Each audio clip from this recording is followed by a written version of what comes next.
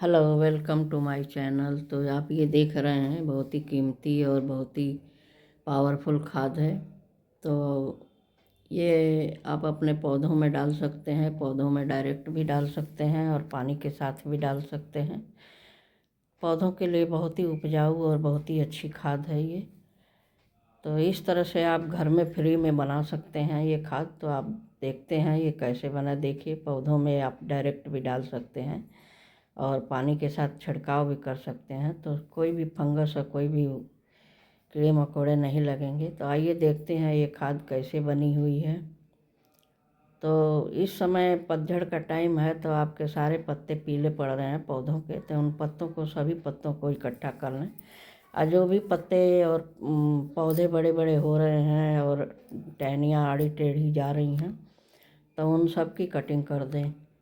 तो ये गुड़हल की कटिंग कर रखी है। आप देख सकते हैं कि बहुत सारी कटिंग है और बहुत सारे पत्ते और डंडियाँ पड़ी हुई हैं। तो इन सभी को आप फरवरी से मार्च के शुरुआत तक, लास्ट में ना करें। तो मार्च में फूटने लगती है टहनी। तो आप देख सकते हैं कितने सारे इकट्ठे हो गए हैं। बहुत सारे बागवानी से मैंने काट दिया है, सारे पौधों को कटिंग कर दी है। तो इस तरह से सभी इकट्ठा कर लें और 1-2 दिन सुखाना चाहें सुखा लें, नहीं तो थोड़ा बहुत सूखा रहेगा। तो अब ये अमरूद का पौधा है, तो देखिए पतझड़ का टाइम है, तो ये बिल्कुल पत्ते इसके सर्दी में डोरमेसी के कारण ये बिल्कुल ही सूख गए हैं। तो ये लगता है कि पौधा सूख गया है, लेकिन सूखा नहीं है, आप देखेंगे बाद में। तो इसकी सारी पत्तियां हटा दें और सारी टहनियों को काट दें अच्छी तरह से। एक एक पत्ते हटा दें, क्योंकि ये अब बेकार है, ये पत्ते काम नहीं आएंगे, बिल्कुल भी हरे नहीं होंगे। तो ऐसे झड़ रहा है जैसे बिल्कुल सूखा हुआ है। तो आप देख सकते हैं बिल्कुल पत्ते सारे सूख गए हैं। सर्दी में जब ज़्यादा सर्दी पड़ती है तब पत्तों पर बहुत असर पड़ता है। टहनियों का तो इतना पता नहीं चलता है, लेकिन पत्ते सारे सूखने जैसे लगते हैं और पीले पड़ जाते हैं। तो इस तरह से ये अमरूद का पौधा बिल्कुल डोरमेसी का है, आप देख सकते हैं बिल्कुल। अभी इसकी पत्तियां हटा दी है, तो एक एक टहनी को काट दें, बिल्कुल इसकी कटिंग कर दें।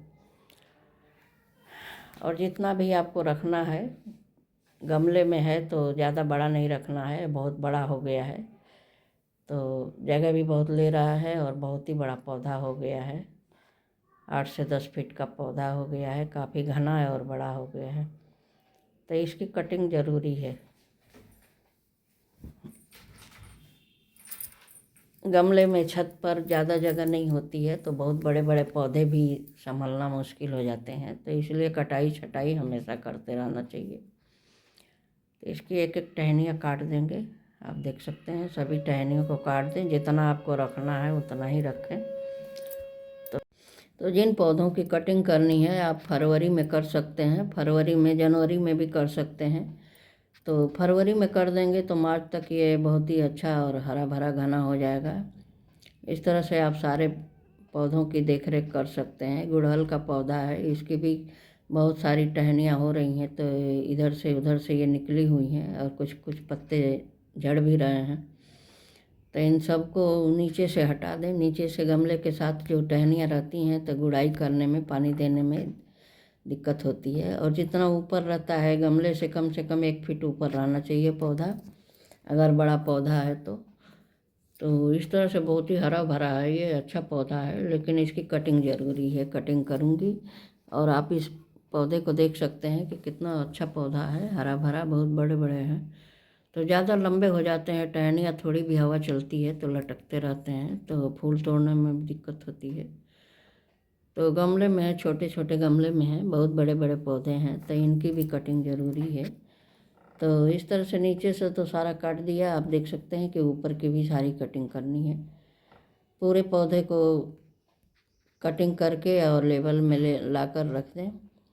और जितने भी आपके पास पौधे हैं बड़े हो रहे हैं और टहनियाँ इधर उधर जा रही हैं, तो उनको आप अच्छे से कटिंग करके अच्छे से शेप में ला सकते हैं। और कटिंग के बाद पौधा शेप में भी आ जाता है, क्योंकि पूरी बरसात तो बढ़ता है और पूरी सर्दी में डोरमेसी में चला जाता है, तो सर कोई बढ़ता नहीं है और फिर आगे चलकर फूल भी कम आते हैं। और कटिंग कर देंगे तो कई ब्रांचें निकलेंगी, नई नई ब्रांचों में फूल ज़्यादा आते हैं। तो इस तरह से कटिंग के करने के बाद आप देखेंगे कि इस पौधे में काफ़ी फूल आएगा और हरा भरा हो जाएगा। तो जो भी आपके पास बड़े बड़े पौधे हैं, आप उनको छोटा करना चाहते हैं तो इस तरह से फरवरी में आप कटिंग कर सकते हैं। तो सारे पौधों को देख रेख करने के लिए फरवरी का महीना बहुत अच्छा है। गुड़ाई भी कर सकते हैं और खाद वगैरह सब डाल सकते हैं। तो इस तरह से सारे पौधों की कटिंग कर दिया है। ये गुड़हल है, ये कटिंग से लगाया था कभी 2 साल पहले और ये इतना बड़ा बड़ा हो गया है बहुत ज़्यादा। ये सभी पौधे कटिंग से लगाए हुए हैं, आप देख सकते हैं। गुड़हल की कटिंग भी बड़े आसानी से लग जाती है। आप छोटी सी कटिंग लगाएं, मोटी कटिंग लगाएंगे तो टाइम लगेगा। और बिल्कुल नीचे से जो पत्ते निकलते हैं हरे भरे और बिल्कुल ताज़े पत्ते होते हैं, छोटे छोटे जो ब्रांचें निकलती हैं इस तरह से नीचे वाली, तो इनको लगा सकते हैं। जो नई ब्रांच निकलती है आप उसको लगाएं, वो बड़े आराम से लग जाती हैं। पुरानी ब्रांच में बहुत टाइम लगता है। तो इस तरह से ये दूसरा गुड़हल भी कटिंग हो गई, देख सकते हैं आप। और कई सारे गुड़हल के पौधे हैं जिनकी सबकी कटिंग कर दिया है। तो आपके पास जितने भी गुड़हल हैं आप उनकी कटिंग कर सकते हैं। और भी पौधा है, चंपा है, जो भी है। तो ये कुछ पौधे ऐसे होते हैं कि जो कटिंग के बाद ही अच्छे ग्रोथ में आते हैं। तो गुड़हल तो उनमें से पहला ही है शायद। तो आप गुड़हल को तो ज़रूर कटिंग करें। जितनी नई ब्रांच निकलेगी उतने अच्छे फूल आएंगे, हरे भरे हो जाएंगे। तो इस तरह से आप देख सकते हैं कि कितने सारे पत्ते और डंडियाँ सब इकट्ठी हो जाएंगी, बहुत सारी हो जाएंगी। तो आप या तो फेंकेंगे कूड़े में, नहीं तो इनको आप बागवानी में ही इस्तेमाल कर सकते हैं। इन सब रिसाइकल करके इनको आप अच्छे से सब छटाई करके इकट्ठा कर दें। तो आप देख सकते हैं कि सारे पौधों की कटिंग हो गई काफ़ी हद तक। तो इस तरह से आप ऊपर से जितना शेप में लेना चाहें, जितना लेवल में रखना चाहते हैं, जितना छोटा करना चाहते हैं कर सकते हैं। और गुड़हल की कटिंग तो बहुत ही ज़रूरी होती है इस तरह से। तो ये सारे पत्ते वगैरह सब आप इकट्ठा कर सकते हैं। तो इस तरह से आप देख सकते हैं कि पौधों के जितने पत्ते और डंडियाँ होती हैं आप गमले में फिर से दोबारा इस्तेमाल कर सकते हैं, उसका बस रिसाइकल कर दें। तो इस तरह से मार्च आने तक काफ़ी पौधे सभी हरे भरे और अच्छे हो जाते हैं। गर्मी में फूल आता है गुड़हल में, तो ये मार्च में फूट जाएगा। बिल्कुल आप पहचानेंगे नहीं कि यही पौधा है कि दूसरा पौधा है। तो इस तरह से फरवरी में सारे पौधों की केयर करें। और आप देख सकते हैं कितनी कटिंग हो गई है, बहुत सारी कटिंग हो गई है। ज़्यादा पौधे काट दिए हैं तो ज़्यादा पत्ते और डंडियाँ सब इकट्ठी हो गई हैं। तो इनका क्या करना है आगे देखिए, वीडियो आगे बताऊंगी। अगर चैनल पर नए हैं तो आप वीडियो पूरा देखें तो समझ में आ जाएगा आपके कि ये पत्ते और डंडियाँ कितने काम की हैं और इनको फेंकना नहीं है। और आप बागवानी में दोबारा से इस्तेमाल कर सकते हैं इनका इस तरह से।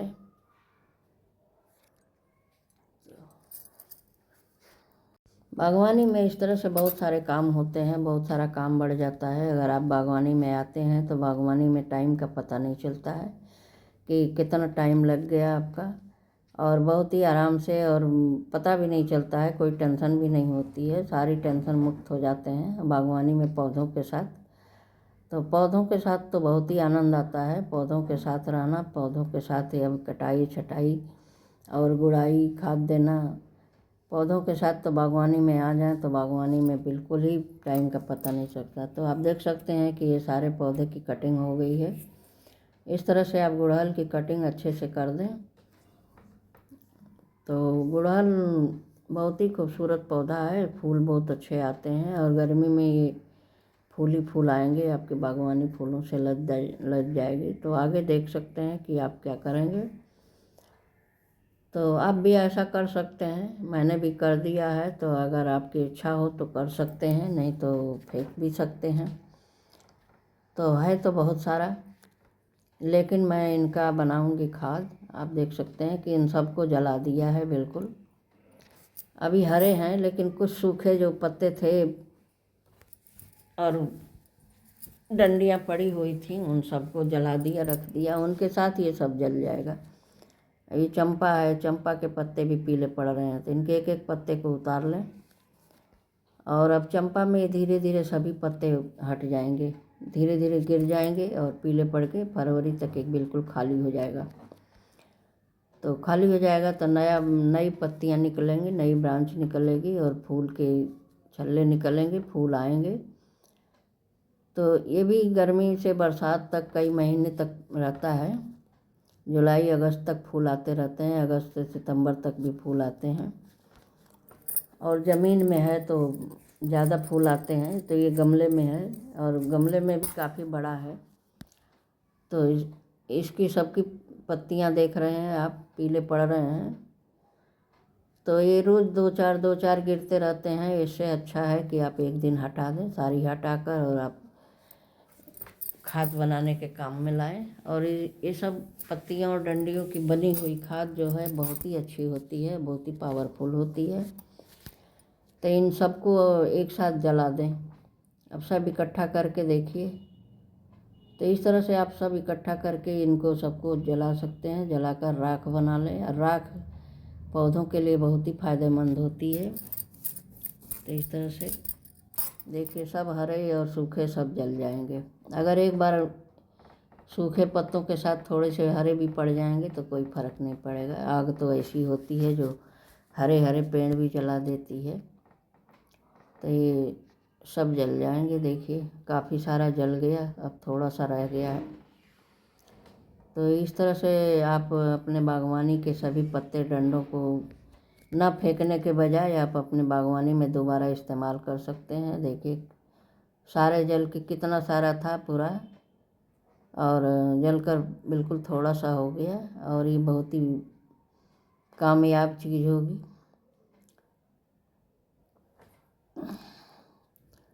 तो देखिए कितने हरे भरे पौधे पत्ते थे और सूखे पत्तों के साथ सभी जल गए एकदम।